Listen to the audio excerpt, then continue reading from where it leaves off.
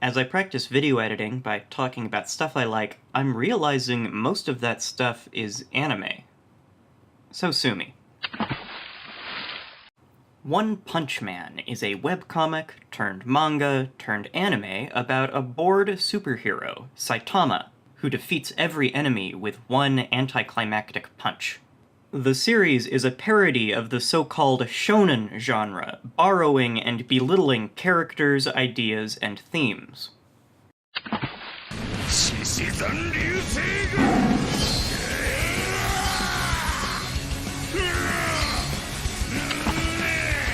While mocking popular and ridiculous shonen tropes, One Punch Man has genuinely emotional moments when Saitama sullies his own name to preserve the public's respect for less invulnerable heroes. Half a dozen YouTubers could tell you how One Punch Man tells a cathartic, satirical narrative. But I'm here to tackle the biggest joke of the series. Saitama says he achieved his awesome power with a strenuous but humanly reasonable workout routine.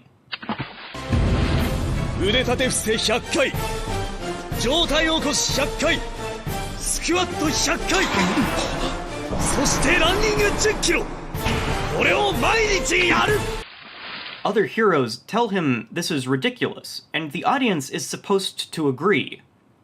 Plenty of people do 100 push-ups a day, and although they probably have nice pecs, they can't casually explode colossal monsters. But in the context of the One Punch Man universe, I'm actually surprised anyone is surprised. Plenty of episodes feature monsters who used to be human, and it's never considered unordinary. Consider Crablante, a human who turns into a lobster-guy. He's not bitten by a radioactive shellfish, or dropped into toxic waste with a clam. He just eats too much crab. Who decides how much crab is too much? Saitama eats crabs later. Why isn't he a crab guy? We can only assume Crablante felt socially ostracized because of his diet, and the impact on his self-image warped his physical form. It was never the crabs. Crablante's crabbiness was inside him all along. In the same episode, there's a guy who says he decked himself out to look like a car because of his obsession with autos. How he accomplished this is never addressed or even considered. Even when mad science is involved in turning a human into a monster, their new form reflects their internal self-identity and personal goals.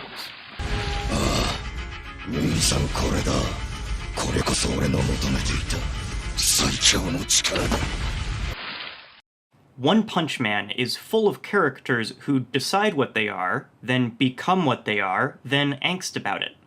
It shouldn't surprise us that Saitama's workout routine made him an unstoppable hero, because he performed his workout with that exact intent in a world where that's all it takes.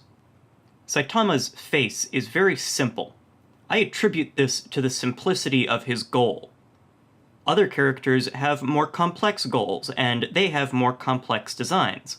Genos has a convoluted but conventional backstory, and he looks like a more conventional anime protagonist.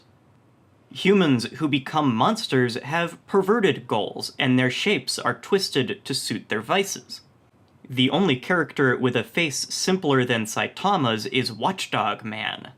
Watchdog Man's goal is also simpler than Saitama's. While Saitama seeks power for personal catharsis, Watchdog Man devotes himself to protecting his city. The irreducibility and selflessness of this goal give Watchdog Man strength. He's presented as an ideal which Saitama hasn't realized is worth aspiring toward.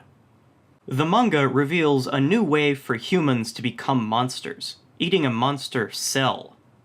Humans eat these cells to become stronger by discarding their humanity. Here we see why the line between humans and monsters is so thin that eating crab can make you a lobster. Monstrous power represents a person's willingness to transgress social and moral boundaries. If someone says you eat too much crab, there's a certain power in saying, "Yeah, I do eat too much crab. I'm a crab monster." Then you're free to eat as much crab as you like. But only if you can stomach it. Saitama's rival, Speed of Sound Sonic, can't eat their monster cell without cooking it, and cooking it deactivates it. Achieving monstrous freedom requires abandoning notions of elegance and civility, which Sonic could never do. あんたは運がいい。俺との契約期間中にこんなことが起きるとはな。仕事は完璧にこなす。おっといかんな。また悪い癖か。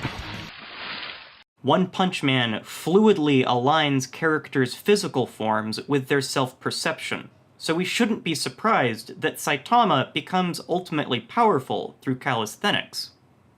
The way ordinary people become heroes or monsters is an abstract version of our own world, where self-determination lets us slowly carve ourselves and our destinies through our actions. 自分で変われるのが人間の強さだ。I don't think One Punch Man being a parody anime means it can't present a message about our world. Every work of art is a comment on existence as the artist knows it by the nature of its production. In particular, One Punch Man's self-awareness belies a solid understanding of how society affects the self and vice versa. We don't have so many literal heroes and monsters, but we don't need to turn into a lobster to change our self-image. Or maybe I'm thinking about it too much? That's all I do here at Thinkster. At least One Punch Man is less macabre than Kaiji and Black Mirror. Eventually, I'd like to make videos about data science, because databases can tell some interesting stories, and storytelling is the underlying theme of my videos, I think. If you'd like to give me a little ego boost, subscribe, and I'll post again in 2 weeks or so, ranting about anime or pop culture or something or other. Bye-bye!